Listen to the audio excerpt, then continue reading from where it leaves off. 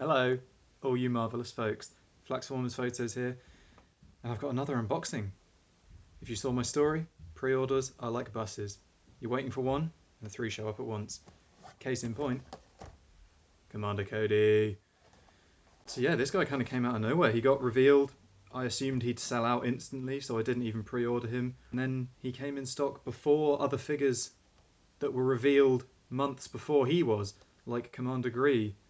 Take these unboxings as kind of first impressions rather than proper reviews, because I'm only going to have the figure in hand for about 15 minutes.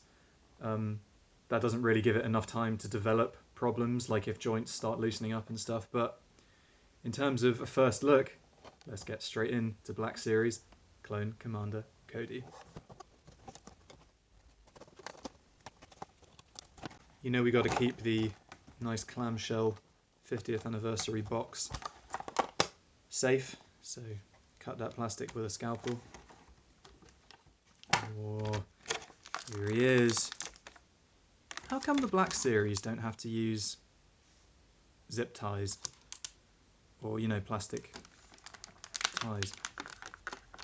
The Transformers do. Oh my goodness. Just checking all the joints are okay. If we get any breakages, we've got them on camera. That's kind of strange. Before we get to that, there he is. Oh man. This guy's looking good. I hadn't even seen the back. I didn't know he had that. What is that? Man, he's got a gorgeous little detail on the kind of cap peak of his helmet. Loads of bent antennas. This is a shame. This whole antenna, I'm fairly sure that's supposed to be up. Man, that is not solid packaging. There's even a hole in the box that's supposed to go through when he's in there. Clearly was just not used. That's actually a big shame, but it's a softer plastic. Hopefully nothing a bit of hot water can't fix. I mean, I'm just bending it back into a little bit of shape now. It's kind of working. It's going in.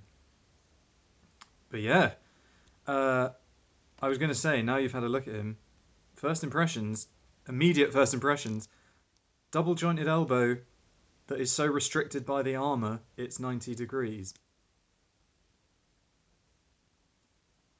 Thanks for that. I mean, I'm not too fussed by that, but even so, come on now.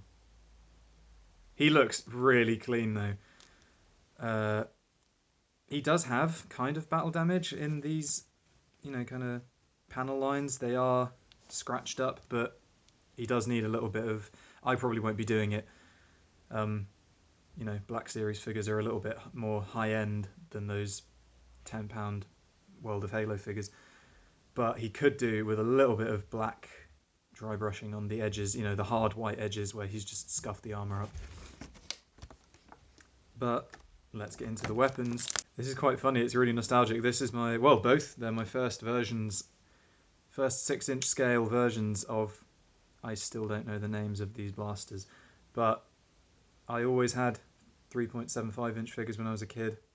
Even those ones had the brown stocks. I think I prefer that, just makes it look more kind of, not realistic because it's sci-fi, but, you know, more realistic to the universe that it's in. Oh, I have always loved this rifle though. I feel like it starts with a D. It's like a D15 or something. It's probably completely wrong, and there will be a graphic on the screen. That looks great. It's really long. I'd have to watch some Revenge of the Sith and Clone Wars again to be really sure, but that is a very long rifle. Maybe a little bit too long. But I'm sure they know what they're doing. Let's get his standard clone little light blaster rifle in there. Oh, that looks classic. I think because he's a commander, I'd much rather display him with the long rifle, but that's looking very nice. His legs look pretty skinny, but that's kind of to be expected. Maybe it's just because they're plain white pretty much, apart from the The design is iconic. Come on. That lovely peaked visor, all his antennas and stuff. Antennae. Oh, just the little details like his kind of command insignia, the little kind of pouches and stuff on the back. Even this, like on the bicep. He's just such a unique clone trooper design. And this looks really nice. I'm just fiddling with the articulation. It's all good. Got a nice kind of back and forward motion there. Yeah, that's pretty good actually. Waist feels kind of ratcheted, but it might just be a sticky ball joint. Head. Whoa! You can look at his toes. You can look to the stars. Hell yeah. That's probably some of the best head articulation I've seen on a figure ever. And he can do side to side. Wow. Yeah, this is very nice. The paint around the back, and again, this doesn't really matter because you're not going to display it. Ooh. Bit of wobbly leg syndrome on both sides. It's not going to affect the stance. I don't really know how to explain that. It's not... Oh, it's the... Because I'm holding the thigh right now. It's the double joint at the knee. It's loose on both sides. Thank God it's not the whole leg, but even tapping that you can see the feet wobbling. It's not going to affect stability. I'm on a bed right now so I can't stand him up, but yeah, I think the... Any ankle tilt? Oh, they've got the weird, like, rotating ankle tilt. It's not like a straight tilt left and right. It like goes round like that and it makes the foot point in a different direction, but fair ankle hinge going forward, no movement back whatsoever. But like I was saying, the paint on the front, very happy with that. I'm just looking for places where it's subpar, and I honestly cannot see any on the front. The helmet detail is clean as anything. Even these little blue stripes down the side of his cheeks. All the antennas, his little camera lens is even painted, if that's what that is. Yeah, super nice. But turning to the back, it's noticeably worse, I'd say. The knees, the backs of the knees are like an awful off yellow where it's mixed with the white and it's just been applied really sloppily. Even the paint on this little thing, there's a lot of mold flashing on either side of it and it's making the paint look even worse than it already is. It's chipped in quite a few places. Like, I don't know if you can see that. There's a little grey chip just above my fingernail, and there's another grey chip in this orange striping here. This back detail's painted nicely though. Got a nice kind of... There's a few, I guess, bronze accents around the figure. You've got this bicep strap, those two pouches, and this rod in the backpack, which are painted really nicely.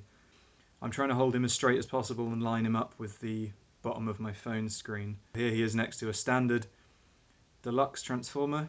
Here he is next to Black Series Zuckuss, who is a smaller figure. A lot smaller, wow. Let's do your standard Voyager transformer, who is far bulkier, but is pretty much to the top of the head exactly the same size. So who knew clone troopers were Voyager scale? Here he is next to the carbonized Black Series Stormtrooper, exactly the same height, back to back. And just for fun, here he is next to my pride and joy, the NECA Ultimate Jungle Hunter Predator. And even this guy has his knees bent, so he's actually a darn sight taller. You can have him strangling and about to impale Cody, but Cody's got a shot off, look at that. About to pop the gut shot.